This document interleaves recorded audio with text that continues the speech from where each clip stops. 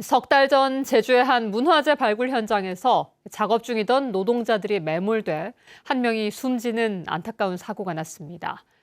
그런데 경찰이 수사 진행 상황을 유족이 아닌 숨진 피해자 휴대전화로 보내 유족들을 2번 울리고 있습니다. 이소현 기자입니다. 문화재 발굴 현장에서 노동자 2명이 매몰된 건 지난 7월. 60대 노동자가 심정지 상태로 구조돼 병원으로 옮겨졌지만 숨졌습니다. 한순간에 어머니를 잃은 딸은 어머니의 49제가 지나서야 경찰의 수사 진행 상황을 알게 됐습니다. 경찰이 사건 진행 상황을 돌아가신 어머니의 휴대전화로만 알렸기 때문입니다. 전화도 없고 49제 하던 중에 그때야 이제 부랴부랴 이제 찾아본 거죠. 그거 보고.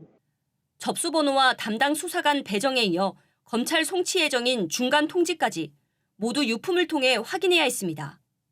유족들은 변호사를 통해 경찰에 항의하고 번호 변경을 요청했지만 보름 후 경찰에 확인해보니 담당자는 요청 사실조차 모르고 있었습니다. 유품을 들고 다니면서 이거를 확인해야 되냐고 엄청 화를 냈어요. 정신도 하나도 없고 이 상황에서 이거 볼 때마다 가슴이 무너지고. 경찰은 사건을 접수할 때 자체 시스템에 피해자의 연락처를 입력하고 피해자가 사망한 경우에는 유족들의 연락처로 바꿉니다. 경찰 수사 규칙에도 피해자가 사망한 경우 통지 대상을 명확히 하고 있습니다. 배우자나 직계 친족 등에게 수사 진행 상황을 통지해야 한다고 명시돼 있지만 이번에는 지켜지지 않았습니다.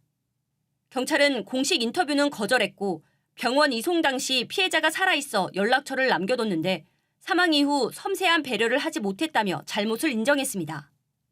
경찰은 또 유족이 정보 공개를 청구한 사고 현장 사진에 대해서도 비공개 결정을 내렸다가 유족이 이의 신청을 하자 절차상 문제가 있었다며 취하하면 사진을 주겠다고 밝혔습니다.